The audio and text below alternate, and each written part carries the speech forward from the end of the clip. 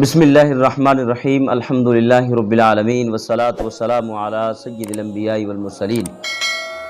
اما بعد فاعوذ باللہ من الشیطان اللعین الرجیم بسم اللہ الرحمن الرحیم۔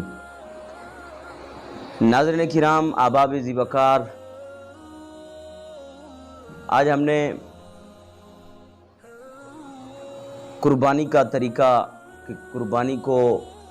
قربانی کے جانور کو کس طرح ذبح کرنا ہے اور اس کا جو مسنون طریقہ ہے وہ طریقہ کیا ہے، آج انشاءاللہ ہم وہ سیکھیں گے۔ اللہ جل شانہ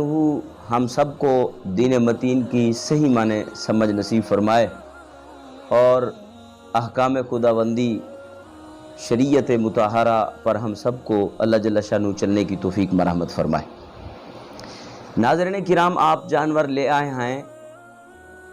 اور عید الاضحیٰ کے دن یا عید کے ایام میں آپ نے اس کو ذبح کرنا ہے، تو اب اس کا شرعی اور مسنون طریقہ کیا ہے؟ یاد رکھیے کہ چاہے قربانی کا جانور ہو یا کوئی عام ذبیحہ کہ آپ کسی اور وجہ سے کسی تقریب پر یا کسی کوئی خیرات کے پروگرام میں آپ کسی جانور کو ذبح کرنا چاہ رہے ہیں، تو ان سب صورتوں میں جانور کو ذبح کرنے کا جو طریقہ ہے وہ یہی ہے کہ جانور اور جو ذبح کر رہا ہے ان دونوں کا رخ جو ہے وہ قبلے کی طرف ہونا چاہیے۔ اور ہمارے ہاں پاک و ہند میں جو قبلہ ہے وہ مغرب کی طرف ہے، تو آپ سب اس طرح کریں گے، جب آپ جانور کو لٹانا چاہیں گے تو آپ اس کو شمال اور جنوب کی طرف کھڑا کریں گے، پھر آپ اس کو اس طرح لٹائیں کہ اس کی جو پشت ہے وہ مشرق کی طرف ہو جائے اور اس کا قبلہ جو ہے مغرب کی طرف ایٹومیٹیکلی ہو جائے گا۔ جب آپ اس کو شمال اور جنوب اس طرح سیدھا کھڑا کریں گے، آپ اس کو الٹی کروٹ کے بل لٹائیں گے۔ جب آپ اس کو الٹی بائیں کروٹ کے بل جو ہے آپ اس کو لٹائیں گے تو ایٹومیٹیکلی اس کی جو پشت ہے وہ مشرق کی طرف ہو جائے گی اور اس کا جو چہرہ ہے وہ مغرب کی طرف ہو جائے گا۔ اب ذبح کرنے والا جو ہے وہ اب اس طرح کرے گا کہ چھری تیز ہوگی، مکمل چھری تیز ہونی چاہیے، اور یاد رکھیے جانور کے سامنے جو ہے چھری کو تیز نہیں کرنا چاہیے، پہلے سے چھری کو آپ تیز کر لیں۔ اب جب ذبیحہ لیٹا ہوا ہو، اس کا رخ جو ہے قبلے کی طرف ہونا چاہیے۔ اب جو ذبح کرنے والا وہ چھری ہاتھ میں لے گا اور اپنا سیدھا پاؤں جو ہے وہ جانور کے گردن کے اوپر رکھ دے گا۔ گردن کے اوپر رکھتے ہوئے اگر وہ قربانی کا جانور ہے تو اب وہ گردن کو، اب جو پاؤں کو جو ہے وہ گردن کے اوپر رکھ کر جو ہے وہ دعا مانگے گا۔ دعا کیا ہے؟ وہ دعا یہ ہے، جبکہ جانور قربانی کا ہو تو پھر وہ دعا یہ مانگے گا، انی وجہت وجہی للذی فطر السماوات والارض حنیفا وما انا من المشرکین ان صلاتی ونسکی ومحیای ومماتی للہ رب العالمین لا شریک لہ وبذالک امرت وانا من المسلمین۔ یہ دعا پڑھے گا۔ اگر یہ دعا عربی زبان میں آپ کو نہ آتی ہو تو آپ کی جو بھی زبان ہے، آپ اپنی زبان میں یہ کہہ سکتے ہیں کہ میں اپنا رخ جو ہے، اپنا چہرہ جو ہے اس پروردگار عالم کی طرف کرتا ہوں، میں اپنی توجہ جو ہے اس پروردگار عالم کی طرف کرتا ہوں جس نے زمین و آسمان کو پیدا فرمایا ہے، اور میں ملت حنفیہ پر قائم ہوں اور میں مشرکوں میں سے نہیں ہوں، اور میری نماز، میری قربانی، میرا جینا، میرا مرنا اس پروردگار عالم کے لیے ہے جو سب جہاں کا پالنے والا ہے اور اس کا کوئی شریک نہیں ہے، اور اسی بات کا مجھے حکم ہوا ہے اور میں بے شک جو ہے مسلمانوں میں سے ہوں۔ اس دعا کے پڑھنے کے بعد اب جانور کی گردن کے قریب پہلو پر اپنا پاؤں رکھے، پاؤں رکھ کر اب یہ دعا مانگے گا کہ اللہم لکا ومنکا بسم اللہ اللہ اکبر، اللہم لکا ومنکا بسم اللہ اللہ اکبر۔ اب تیز چھری کے ساتھ جانور کی گردن پر جو ہے چھری کو چلا دیں۔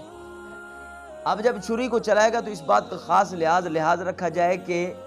گردن کے اندر 4 قسم کی نسیں ہوتی ہیں جن کا کاٹنا آزاد ضروری ہوتا ہے، اور اگر اس 4 نسوں میں سے 3 نسیں بھی کٹ جائیں تو بھی جانور حلال ہو جائے گا۔ 4 نسوں کا کاٹنا ضروری ہے۔ اور ایک بات یاد رکھیے گا، جانور یا ذبح کرنے والے کا رخ اگر قبلے کی طرف نہیں ہے تو اس جانور کا ذبح کرنا یہ مکروہ کہلائے گا، البتہ جانور حلال ہو جائے گا۔ کراہت اس میں آ جائے گی، لیکن یہی عمل مکروہ ہے اور مکروہ تنزیہی ہے، بڑی کراہت اس میں نہیں ہے، لیکن یہ ہے کہ جانور حلال ہو جائے گا۔ اب تیز چھری کے ساتھ جب اس کو ذبح کر دے، ذبح ہو گیا، تو اب ذبح کرنے کے بعد جب جانور ذبح ہو گیا ہے، اب اس کے بعد یہ دعا مانگے اللہ رب العالمین کی دربار میں، اللہم تقبل منی کما تقبلت من خلیلک ابراہیم و حبیبک محمد صلی اللہ علیہ وسلم۔ اپنی زبان میں کہہ لیں کہ اے اللہ میری طرف سے اس قربانی کو قبول اور منظور فرما، جیسا کہ تو نے جناب ابراہیم علیہ السلام اور جناب محمد صلی اللہ علیہ وسلم کی جو ہے قربانیوں کو آپ نے قبول فرمایا۔ اگر اس کو آپ اپنی زبان میں کہہ لیں تو بھی ٹھیک ہے، آپ عربی زبان میں آپ کو آتی ہے تب بھی ٹھیک ہے، آپ کو کتاب آپ کے پاس ہے، کتاب سے دیکھ کر پڑھ لیں، اس میں کسی قسم کی کوئی بات نہیں ہے۔ بس ایک چیز کا خاص خیال رکھیں، جب آپ ذبح کرنے کے بعد یہ دعا مانگیں اور کتاب ہاتھ میں لینا چاہیں تو خون کتاب کو نہ لگنے پائے۔ اس کے بعد آپ ذبح کر، اگر یہ تو ہے کہ اگر آپ اپنی طرف سے جانور ذبح کر رہے ہیں اور خود آپ نے ذبح کیے، اگر آپ کسی کی طرف سے ذبح کر رہے ہیں تو دعائیں تو باقی آپ وہی مانگیں گے۔ اگر آپ کو یہ کہا جائے کہ آپ ہمارے لیے دعا کر دیں تو اس وقت پھر آپ یہ دعا کریں گے، اللہم تقبل من فلان،